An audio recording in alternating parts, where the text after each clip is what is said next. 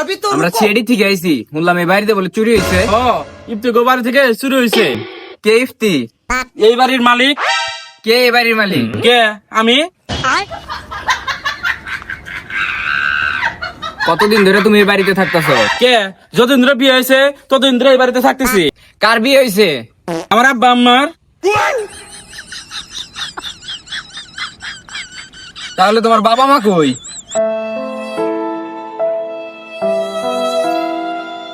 Sorry ভাই, আমরা আসলে বুঝি নাই। ভাই সরি কি লেগা? আঙ্গুর আব্বা আম্মা না মারি কাটতেছে।